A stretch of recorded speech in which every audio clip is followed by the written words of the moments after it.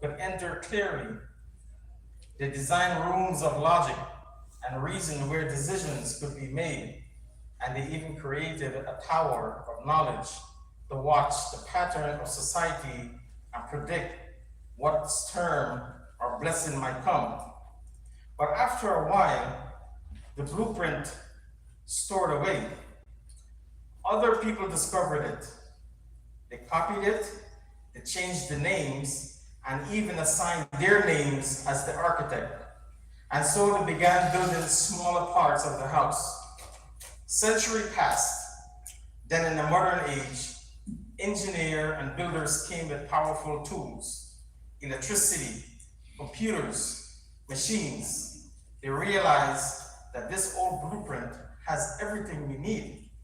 So let's use our modern technology to build what was imagined 1,000 years ago. So it's like a story, you know? You live with your grandparents' home, and you happen to go upstairs in the attic, and you went through, there's an old box, and you went through the box, and you found a blueprint, and it had a magnificent drawing of a house. Okay?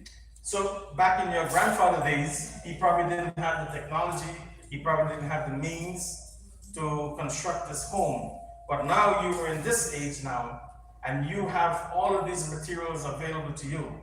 So then you say, you know what, let me build this house that my grandfather left the blueprint for. And so we are now in our age, this modern age, or what they say is the modern age. So we ask the question, who were they? And what are the contributions that still influence us today? And this is very important for our youth, okay? Because we spend emphasis, money, and resources for our youths to go to extracurricular activities, basketball, football, but hardly do they notice this type of knowledge. And little as we go along, this knowledge is going to eventually be erased, and no one will know about this knowledge anymore. So what I'm about to talk to you about is the golden age of Islam. They refer to it usually around the 6th to 13th century. This golden age discovery took place during the dark ages of Europe. So Europe was under the dark ages about 300 years. They said they were under dark ages. But does that mean that the rest of the world was under the dark ages? No. There are things that was happening.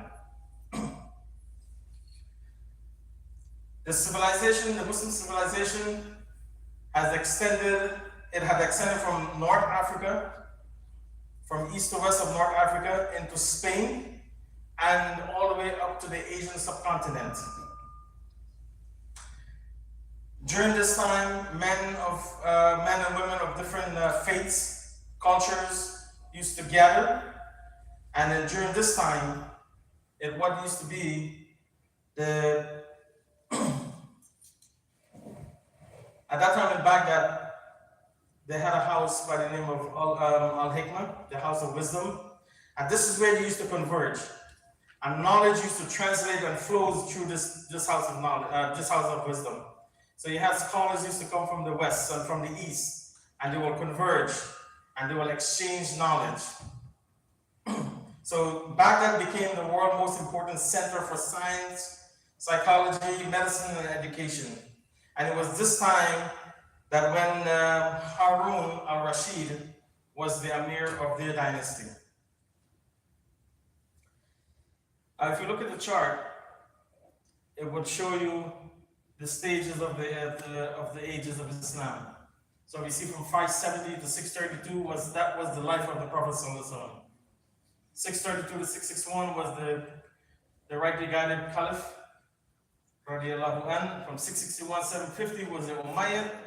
Then the last dynasty was the Abbasid dynasty, and then in 1258, all of this ceased to exist because that was the time when the Mongolians came and they invaded and they destroyed. Now, like I said, when you go to universities and school, you will not learn this language, this knowledge. They will not teach this knowledge in school. As you can see, the knowledge started with the ancient Greek, Romans, the Babylonians, the Egyptians, and then the Dark Ages. They went into the Dark Ages. But at that point, it was the rise of Islam. All the way up to the 13th century, Islam was on the top. Now, Islam laid the foundation. It was either that there was a breakthrough that came out of that era, or an invention, or they laid the platform of knowledge to transfer from one civilization to a next civilization. So they act as a transfer or as the platform for this. So they laid the foundation for that. So from this Islamic golden age, it went right into the Renaissance, and then from the Renaissance era into the industrial era, and now we are here, what we call the modern times. Now, what drove this period? What drove these architects? And the Quran repeatedly called upon people of intellect, understanding, reflection, to ponder over the signs of Allah in the creation, revelation, and within themselves. This shows that Islam encourages reasoning, reflections, and the pursuit of knowledge as an act of worship. So when we pursue knowledge, or we pursue some education, it should be able to be for the benefit of Allah, for ourselves, and benefit for Allah. Seeking knowledge, the Quran, the first word, Iqra, this says, read in the name of your Lord who created, and he created from man from a cloth, and read, and your Lord is the most honorable, who taught by the pen, and taught man what he knew not. The Prophet ﷺ said, whoever follows a path in pursuit of knowledge, Allah will make his way easy to paradise. Now, when we look at how this knowledge came about, where did these guys, well, we refer to them as scholars in those days. Where did they acquire their knowledge from? Okay, so when we go through certain surahs, they left a pattern in the surahs. So let's refer to it, let's say they're considered algorithms. They left a certain algorithm. And what is algorithm? Algorithm is a step-by-step. So you have what you're looking for, and you have step-by-step processes to get to the solution. Okay? So as you can see from these surahs, where they would have gotten their intuition from and their reference from. Now we're going to go into a few of these blueprints, because I don't want to take over you all night, but there's many, but I'm going to go through the one that has influenced us directly in our age. So we'll start with Muhammad ibn Musa al-Qarawistani. He was a Persian, modern day Uzbekistan, and he lived in Baghdad. So he would have been dwelling in the house of Al-Hikmah, seeing that he was in Baghdad. Now what did he come about with? He is considered the father of algebra. Okay? He's also accredited with the number system that we are using today. So in school, we learned that our numerical system is considered the Arabic numerical system, but he referred to it as the Hindu numerical system because he got it from the Hindus when they came to this house of Al-Hikmah. What did he do with the numbers? So they have the numbers 1 to 9, okay? And they had the 0. But the 0 had no purpose at that time. So what he did was, he took the 0, so instead of having a 1 and you want a 10, he gave a purpose to the 0. So he gave the 0 a purpose to become the tenths of the number. So you have the 10, the hundreds, the 1,000, 10,000. That's what he did. So he gave the 0 a purpose. We're going to see how this is going to become a very integral part of our society. From the zeros and ones, binary code system was initiated from this. If you look at the arithmetic, we can see that there's only one way of doing the addition, the subtraction, and the multiplication. Because when the Europeans took his book and translated it into Latin, they could never figure out how to do another process of arithmetic. So they had to continue that process. So by default, they read from the right to the left. The Europeans, they read from the left to the right.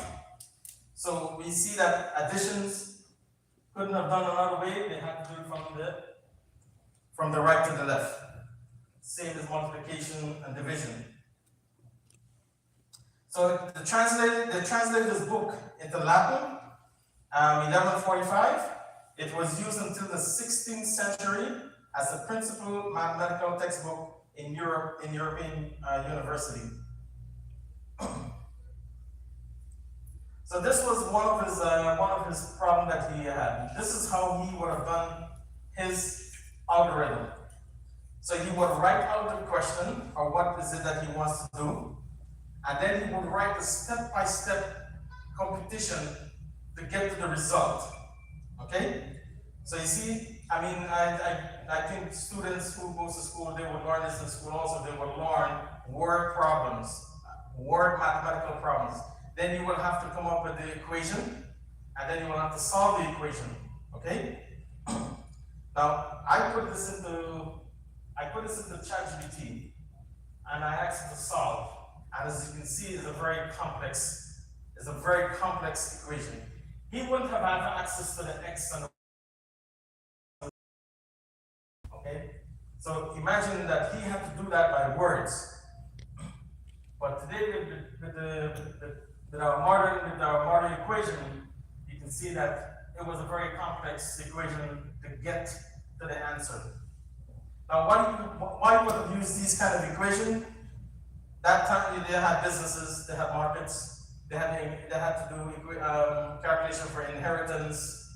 So they had different calculations. So he had to come up with different equations or different word problems how to solve these daily activities. Software. We have software engineers that writes these softwares. They write these algorithms for computers. Okay? They write them in codes, but the computer does not understand code. It doesn't understand coding. So what the computer has, it has a chip that translates the code into zeros and ones. And then it recompiles that zeros and ones and protrude that to the screen so where you and I can read. Okay? So that's how the zeros and one came into play. It was a very integral part of the computer system. The next architect we'll talk about is Abu Qasim al-Zahri. Who was him? He was born in Cordoba in Andalusia. He's considered the father of surgery. Now, in Islam, in these days, we have a lot of father of different fields of studies. He's considered father of surgery. He invented over 200 surgical instruments, which is still being used in the surgical system today. He discovered that cat guts can be used for internal stitches, and it dissolved naturally. He wrote 30 volumes of practice of surgery. Surgery chapters translated into Latin became the standard text for 500 years in Europe.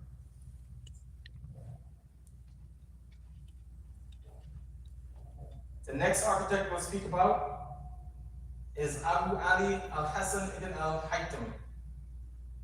He was considered the father of optics. So today, all the brothers who wears glasses, like myself, I put my glasses on every day and I feel very privileged that someone who came out with a concept of how the eye sees came about with the glasses. So what he did, the Greek theory states that the eyes emit rays of light and it reflects objects back to our eyes. Ibn al-Haytham was the first to explain that vision occurs when light bounces off an object and then it reflects back to one's eye. He was the first to conduct experiment to confirm a theory. So he was the first one in his field that said, look, a theory is just a theory. But if you take that theory and you put it into an experiment, then it becomes something viable. So he was the first to conduct experiment to confirm a theory. So Al-Hazan, on the moon right now, there's an impact on the moon. He's named after him, the Al-Hazan crater. Optics, he came about with reflection, refraction, and the eyeglasses, and more. He made significant contribution to optics, numbers, number theories, geometry, astronomy, and natural psychology. His work on optics is credited with contribution and new emphasis on experiment.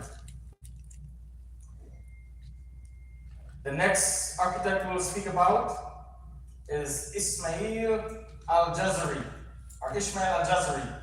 He was from the Jazariya region, which is modern-day Turkey. He is considered the father of robotics. He invented the crankshaft and the connecting rod mechanism, converting rotary motion into linear motion, a crucial principle used in today's engine, pistons, and robotics. The Book of Knowledge of Ingenious Mechanical Device, he wrote that in 1206. Abu Musa Jabir ibn Hayyan, he is considered the father of chemistry. He came about with distillation, came up with 800 transferred alchemy into chemistry. He discovered sulfuric acid and nitric acid, and emphasized systematic experimentation, and was the founder of modern chemistry. So you see where we're going with this? These knowledge you will never learn in school. Even if you go to the highest university, they will never teach you this. They are always trying to hide these knowledge from us. It's our responsibility to bring it out. Ibn Sina, his Latin name is Avicenna. He's the father of modern medicine. He was a Hafiz by the age of 10. He studied medicine at 16. He attended the sick according to his own account.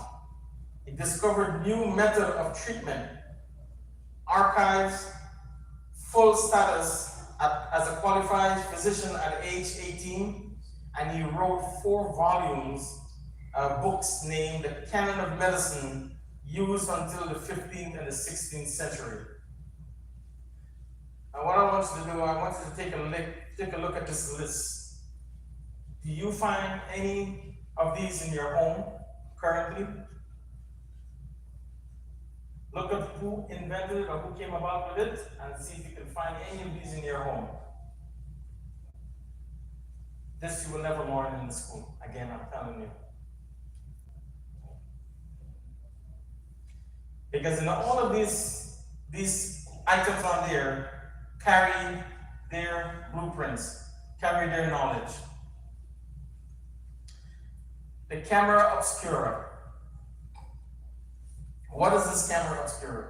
This is how he experimented, and he showed how the eyes actually sees. You see, the Greek had, like I said, the Greek had that theory that the eyes emit the rays and the rays bounce back into the eye. But what he found was that the eye sees a reflection of an object. When the sun hits an object, it comes back into the eyes, and the object is obscured in the back of the retina. And this is an actual picture of a room that showed the obscure object from the outside.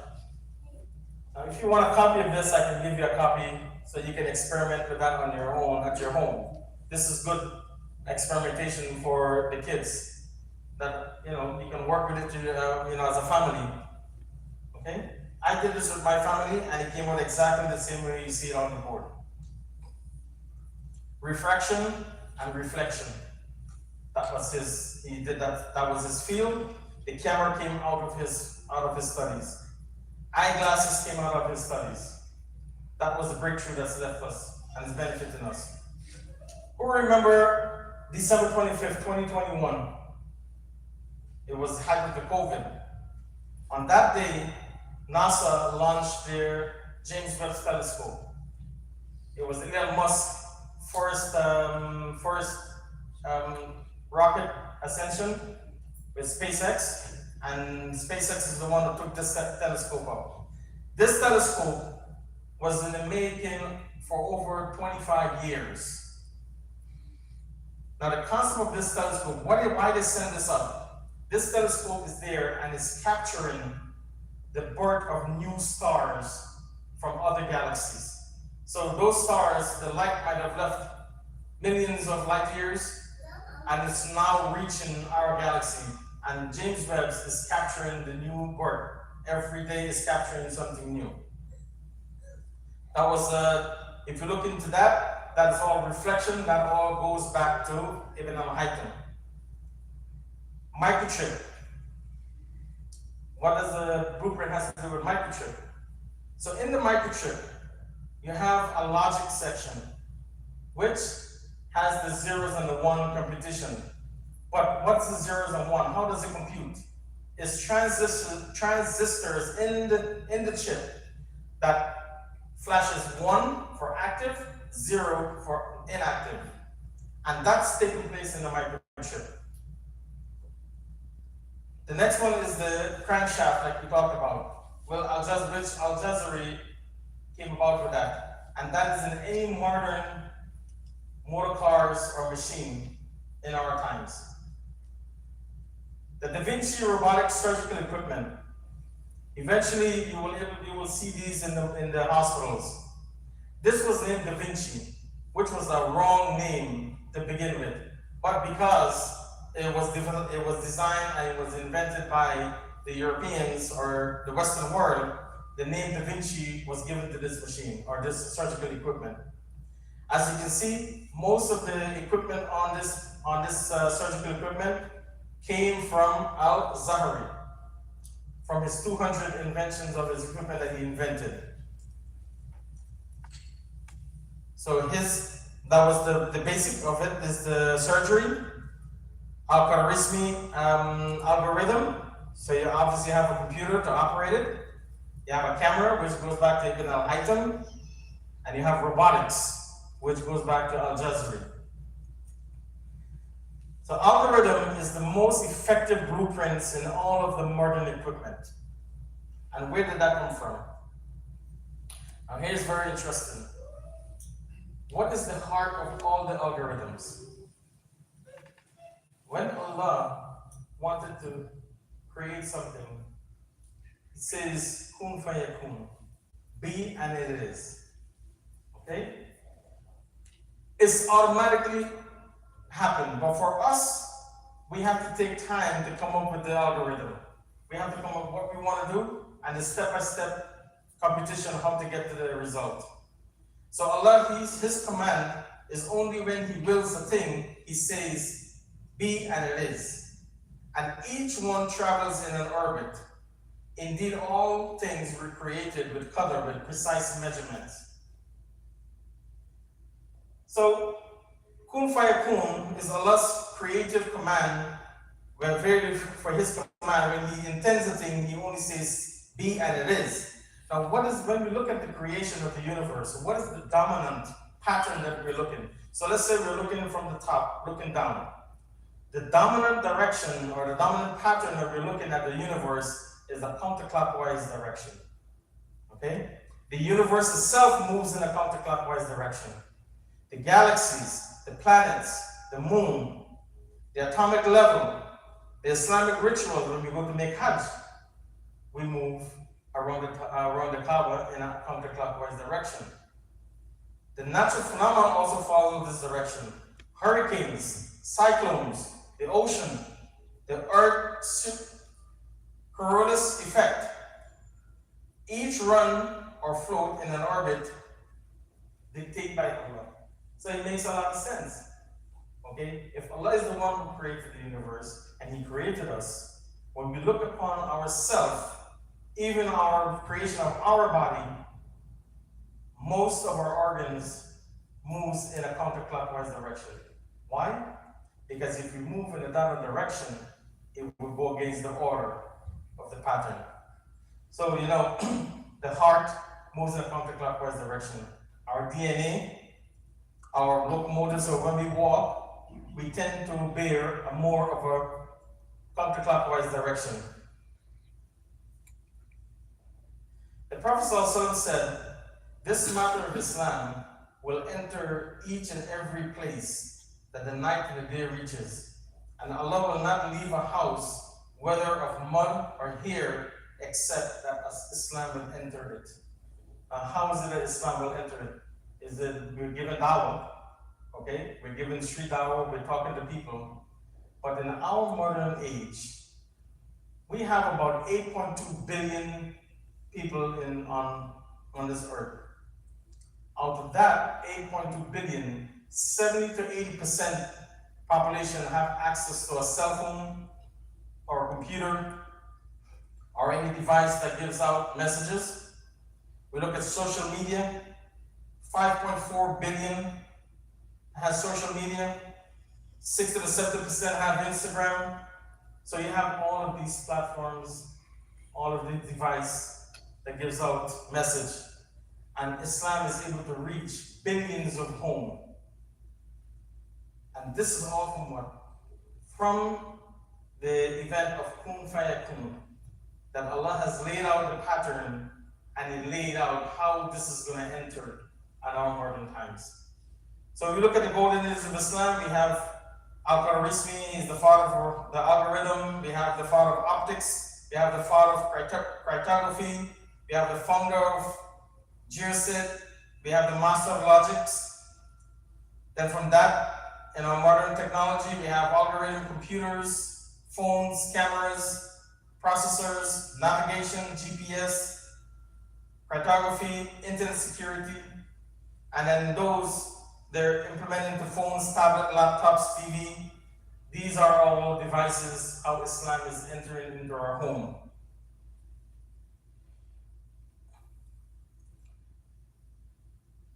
Spain, 711 to 1492. This was the time when the Muslims from North Africa went into Spain, into southern Spain. They left there hundreds of libraries, thousands of books of knowledge, poetry. They developed public baths. They built the Alhambra Palace, which is still there. They said this palace here is an internal irrigation. It's a beautiful palace. When Ferdinand and Isabella came, they did not destroy this palace, but they burnt all the other books. Spain in this time had paved roads, sidewalks, lights in the street. England had dirt roads. When the Queen of England went there, she saw other things more developed than her place. Fatima Al-Fahim, she was from Tunisia, and she and her father, they all moved to Fez, Morocco.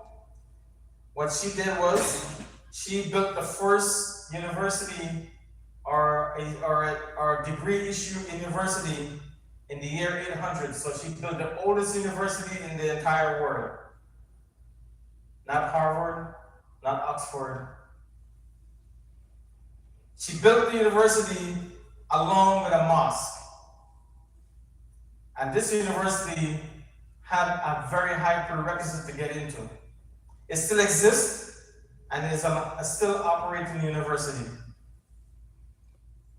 So we learned that the Wright brothers were the one who came out with aviation, but Ibn Abbas, Ibn Farnas, in year like 887, he was the first to attempt to fly. So he wrapped something like a wing on his back, and he jumped off from one of the building. And on his third attempt, because he failed to have a tail at the back to stabilize him, he went into a spiral and he died. But he was the first to attempt flying. Muhammad al-Idris, he was born in Andalusia. He spent his early years of traveling from Spain to North Africa. He navigated. So what he did was, he drew a map. of where he navigated from. So if you look at the top half, that would have been his map. Okay, because he was in Andalusia, so he would be on the right side, on the right side. And as they traveled, he would draw the map, but he drew it in 70 different sections. So you can see the grids. After this map was drawn, that was the first recorded map to be drawn. After this map was drawn and he got into the hands, they flipped the map over, so now we can recognize this is Saudi Arabia, over there is Spain, and over here is the subcontinent, the Asian subcontinent.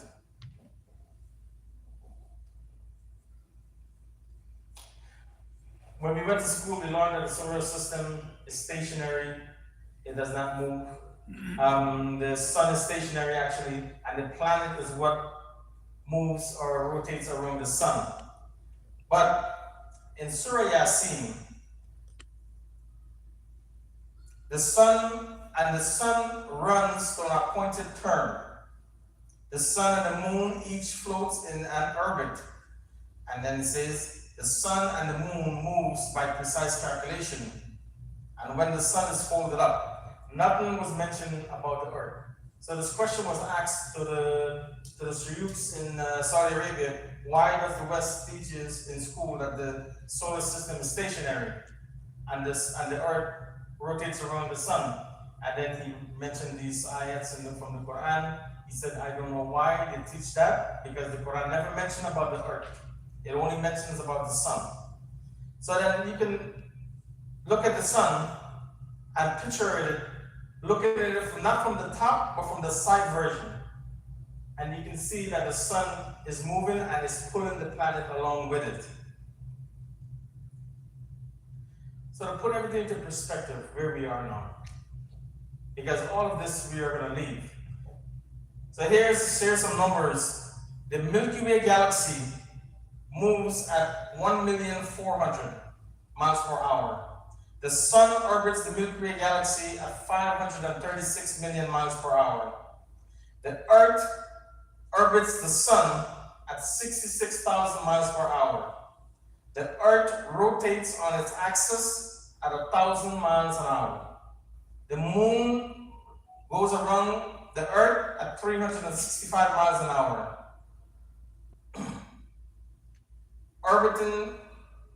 Orbiting the sun, okay, the moon orbiting the sun at 66,000 miles an hour. The sun orbiting the Milky Way galaxy at 514,000 miles an hour. And the galaxy moves at 1,400,000 miles an hour. This is how Allah has prescribed them the orbit.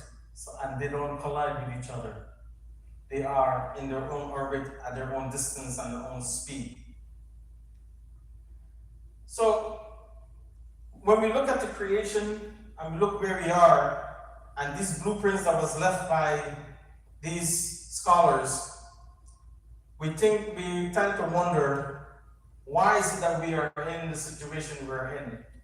Why are we being noted as camel jackies, ragheads? Why are we given these names? Why do these people think that we're backward people? They're always trying to step on us. And over the last few weeks, it has gotten to a point where there are derogatory remarks, they're calling us all kind of names. So what are we? Why are we in this situation? So when we look back at history, when Islam was on the top of the civilization, there was disunity among themselves. And what has changed in our time? We are here now, 1,400 years later. What has changed among ourselves? Nothing. We're still stepping on each other. What are we using to step on each other? Education, wealth, status in the community. These things means nothing. They mean nothing because they didn't come from yourself. There are loans that was given to you, which has to be returned to the one that gave it to you in the first place. So I will conclude my talk tonight. Alhamdulillah, Allah has permitted the ones to be here. Everything is by the permission of Allah. And hopefully that I don't say anything that will upset you, that maybe it would enlighten you a little bit more. So as we step into the new frontier of robotics, AI, and quantum design, let us pause and remember that this path was first lit by those who sought knowledge for the sake of Allah. When Al-Khwarizmi wrote the first algorithm, when Ibn al-Haytham unveiled the secrets of light, when Al-Jazari gave life to mechanical servants, they were not building machines, they were building bridges between the seen and the unseen. We are not here to reclaim that knowledge out of pride. We are here to rebrand it with purpose, to remind the world that knowledge is not property of anyone's self, but it's an amanah from Allah, a sacred trust given to humanity to serve, not to enslave, because the true measures of intelligence is not how fast it thinks, but how purely it serves. The Quran says, He raises those who believe and those who would have given knowledge by degrees.